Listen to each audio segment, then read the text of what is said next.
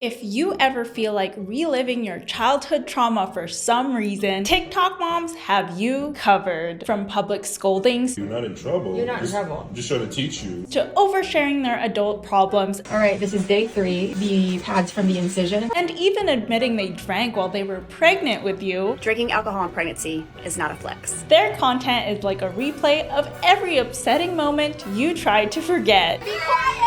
For the kids of TikTok moms especially, this isn't just a bad dream, it's real-time trauma. It's a twisted reality where things spiral so far that CPS gets involved, or the moms end up in jail. There's a growing conversation about how family vlogging content in general is problematic. But lately, it feels like TikTok moms have started to evolve. The tricky part is, it's harder to call out this type of content because there's not exactly physical harm involved with the kids. But even without that, this new brand of family vlogging blurs boundaries and traumatizes both the kids and us viewers. I just saw a mommy vlogger show her kid where her private parts are and then post that video on TikTok. What the is wrong with you? So today we're unpacking why it's also incredibly disturbing, featuring the TikTok mom who's really perfected the formula, Nika Diwa. I need to buy a gun. Nika Diwa is a TikTok mom with over 6 million subscribers, having partnerships with major brands like Aveeno Baby and even allegedly Disney. Her videos consistently pull in hundreds of thousands, sometimes even millions of views. So she's far from a small influencer. Now, Nika didn't just get here by exploiting her kids like any old TikTok mom. She also built her platform by exploiting Black people and emotionally vulnerable groups too. And I know what you're thinking. Wow, Jana, that's a really bold statement to make right off the bat. But we have to hit hard right from the start because let's not forget, there are kids involved. Before Nika Diwa became the unhinged family vlogger we know today, did you know that Nika tried her hand at becoming a religious fashion influencer? And yeah, I thought this was weird too. Like, it's funny because it's clear that she's been at the social media game for a while, but even back then, her virtue signaling was like already on full display. Fashion? Check. Jesus? Sure. Why not? Anything for views, right, Nika? Unfortunately for Nika Diwa though, her fashion influencer career flopped and she had to pivot. Fast forward a few years and Nika marries her now husband, Emeka Joseph Ihedigbo, a man who I didn't even know had a name, since Nika is always referring to him as her Nigerian husband. Fun fact, by the way, Emeka was arrested in 2008 on a child abandonment charge after allegedly leaving his child alone all night while out drinking. So yeah, we're not exactly winning any Parent of the Year awards here, am I right? Nika Diwa would eventually find her stride on TikTok by centering her content around her rented Black baby. And yes, you heard that right the first time, her rented Black baby. My neighbor started this business called Borrow My Black Baby, and I thought, perfect. I didn't have a Black baby, and I know that's really trending. That's good for views. Yes, I will be continuing to borrow my neighbor's Black baby. And okay, I get it. The joke was meant to be a sarcastic, playful way to shut down such a ridiculous question that she was getting pretty frequently about her baby's parentage. But here's the thing, Nika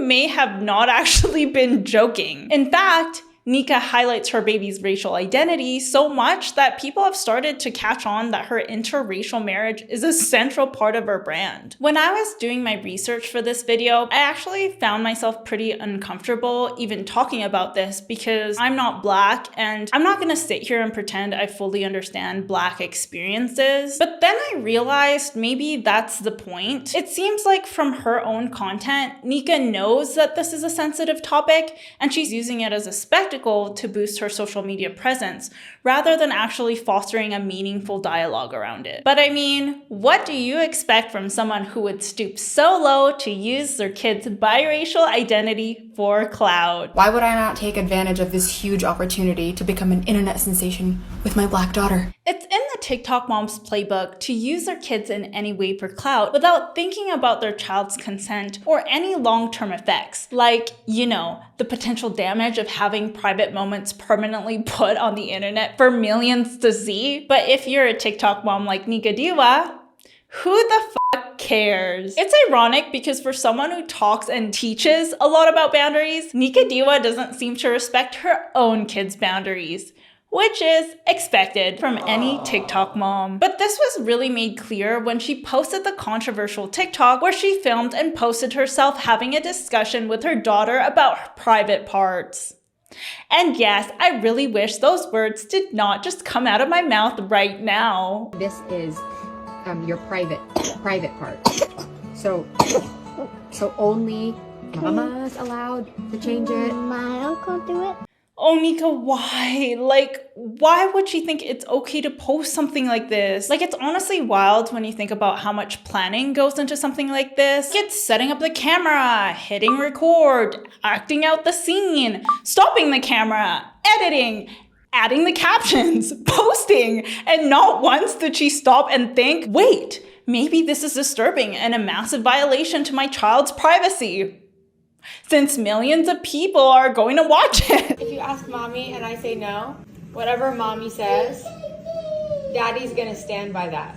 If you ask daddy, he's gonna say the same thing. You're not in trouble. You're not in trouble. I'm just trying to teach you. Yeah, so you don't have to waste your time. You just ask one parent. We just cut off your angle of... Like, is it just me or did anyone else feel like they were about to get grounded watching this clip? And Nika, why are your eyes giving unhinged? Like many TikTok moms, Nika's parenting examples are just basically long-winded scoldings. It's not actually about helping her child grow into a functioning adult. It's about putting on a good mom act that will get likes and views. However, I think what Nika fails to see is that these skits not only make her look unhinged, but also no one really learns anything valuable. And again, it also just shows that she's just using her child as a prop. As if using her kids for content wasn't enough, Nika's also found another way to boost her social media presence by leaning into mental health topics. Most recently, overstimulation, to the point that, if we're being honest,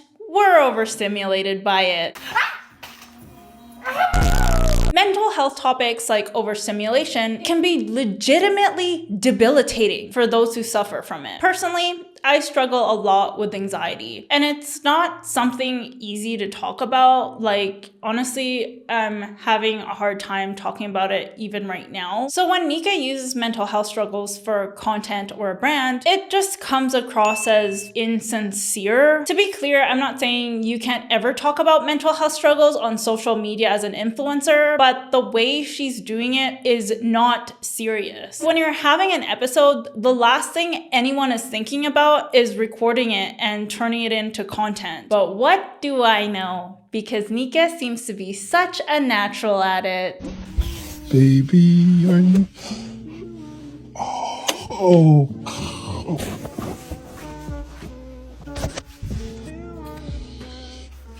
Baby, I'm so sorry.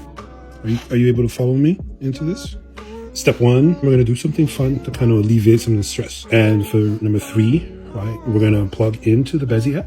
Obviously, this video is extremely staged. It's almost comical to act out you feeling depressed and in the corner, like while your husband's talking about what you are going to do to make yourself feel better. It's all the different scenes. Like, what the fuck? And honestly, I'm laughing at the idea that subscribing to an app will make mental health struggles go away. It kind of reminds me of the Thanks I'm Cured memes that are like, hey girl, sorry, but I'm just feeling kind of down lately. Aww.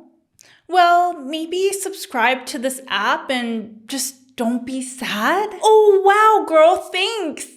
I'm cured. TikTok moms like Nika Diwa are part of this new wave of family influencers who've mastered the art of making sensitive topics look genuine while still being, well, kind of shady. The bigger picture here is that we're starting to see a trend where using things like kids and personal struggles for content is being straight up normalized, which is not okay. At the end of the day, we've got to start holding influencers to a much higher standard because, like it or not, they're actually getting better at it.